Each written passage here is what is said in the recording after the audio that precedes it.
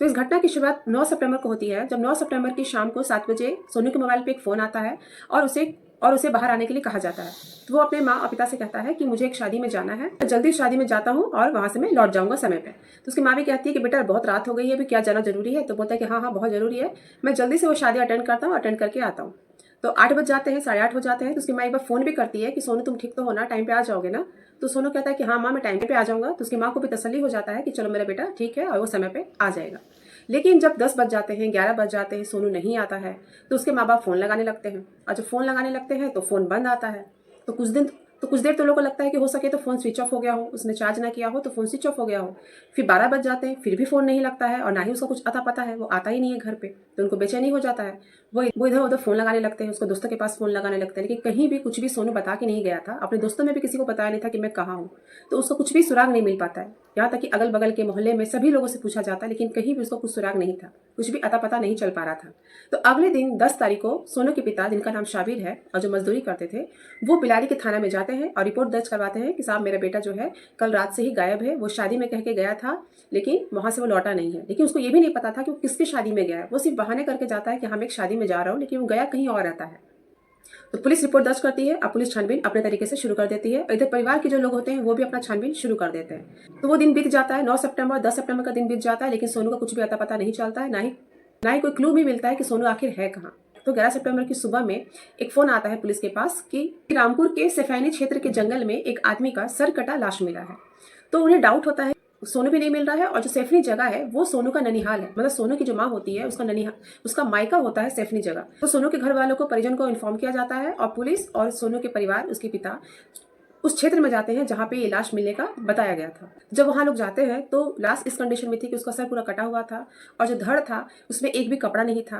तो पहचान कैसे करे? तो कुछ देर के बाद सोनू के पिता का नजर उसके पैर पे पड़ता है, तो पैर की उंगली से पहचान लेता है कि ये मेरा बेटा सोनू ही है और वो पिता फुट फुट करके वहाँ रोने लगता है, बोलता है कि साहब ये मेरा ही बेटा है, मेरा ही घर का चिराग है। और रोते रोते पुलिस को बताता है कि हो ना हो मेरे बेटे का जो कातिल है वो महनाज नाम की एक लड़की है, उसका भाई सद्दाम है। तो पुलिस पूछती है कि ऐसा क्यों? तो कहता है कि सोनू का जो प्रेम प्रसंग था वो इस लड़की से चल रहा था, वो लड़की भी सैफनी ही गांव की है और इसके ननिहाल के ठीक सामने वाले घर में रहती थी और सद्दाम था वो बहुत दिन से इसके पीछे पड़ा हुआ था। लेकिन सिर्फ महज एक सोनू के पिता के बयान से पुलिस उन लोगों को गिरफ्तार नहीं कर सकती थी या पूछताछ नहीं कर सकती थी। तो पुलिस अपने तरीके से खोजबीन शुरू करती है। सबसे पहले सोनू के कॉल डिटेल्स को चेक करती है। तो जब कॉल डिटेल्स चेक करती है तो सोनू के लास्ट जो डायल नंबर होता है वो महनाज का ही होता है और दोनों को जो लोकेशंस थे फोन के वो भी एक ही जगह पाए जाते हैं। तो उस आधार पे महनाज और सद्दाम को पुलिस स्टेशन बुलाया जाता है, वहां सख्ती से पूछा जाता है। तो पहले तो महनाज मना कर देती है कि नहीं, मैं किसी सोनू को नहीं जानती। तो उस पर और शक हो जाता है क्योंकि कॉल डिटेल्स तो ऑलरेडी महनाज का दिखा रहा था, तो जब तुम जान नहीं रही थी तो तुम सोनू से बात कैसे की? तो फिर से सख्ती से पूछा जाता है। जब सख्ती से पूछा जाता है तो वो पूरा अपना जुर्म कबूल कर लेती है कि हाँ मैंने ही मारा है। लेकिन क्यों मारा है, जब ये कहानी बताती है, जब ये आप सुनेंगे तो आप भी चौंक जाएंगे और आप भी कहेंगे कि हाँ सच में आज के डेट में सच्चा प्यार पाना बहुत मुश्किल है। वो कहानी की शुरुआत आज से 2 साल पहले की करती है। वो बताती है कि जब मैं 12th कर रही थी, 12th से पहले मेरा सोनू से मुलाकात हुआ था क्योंकि वो अपने ननिहाल आता था, क्योंकि वो अपने ननिहाल आता था, मैं भी वहीं रहती थी, तो हम दोनों का मिलना जुलना हो जाता था। धीरे धीरे दोस्ती हुआ, दोस्ती होते होते प्यार हो गया और जब प्यार हो गया तो सब कुछ सही चल रहा था, मिलना जुलना सब कुछ सही चल रहा था। फिर अचानक से 12th के बाद महनाज जो है वो ITI ज्वाइन कर लेती है। जब वो आती है, कॉलेज जाने लगती है, तो वो वहाँ के ढंग में घुल जाती है, वो बड़े बड़े लोग से मिलने लगती है, मॉडर्न लोगों से मिलने लगती है।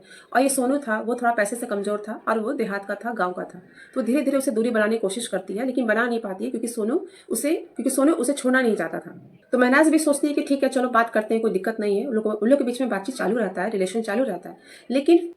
लेकिन बाद में महनाज के भाई सद्दाम को इसके बारे में पता चल जाता है। जैसे आपको पता है कि प्यार इश्क ऐसा चीज़ है कि छुपाए नहीं छुपता है, कहीं ना कहीं कभी ना कभी किसी रूप में पता चल ही जाता है। तो वो बहुत गुस्सा हो जाता है कि मेरी बहन इतनी अच्छी पढ़ी लिख रही है, इसका जो रिलेशन है वो एक सिलाई करने वाले लड़के से चल रहा है, एक गरीब लड़के से चल रहा है। वो बहुत समझाता है महनाज को कि तुम इसे छोड़ दो। तो महनाज तो बोलती है कि भैया मैं तो छोड़ने को तैयार हूँ, लेकिन वो मुझे छोड़ने को तैयार नहीं है। वो ऊपर से वो मुझे ब्लैकमेल कर रहा है, वो एक फोटो के जरिए मुझे ब्लैकमेल कर रहा है। दरअसल होता यूँ है कि सोनू जो है वो कुछ प्राइवेट फोटोज होते हैं महनाज के, उसको वायरल करने की धमकी देता है। उसी धमकी देता है, कहता है कि यही फोटोज मैं वायरल कर दूंगा अगर तुमने मुझे छोड़ा तो। जब ये बात सद्दाम को पता चलता है तो वो बहुत गुस्सा होता है और उसे वो रास्ते से हटाने का सोच लेता है।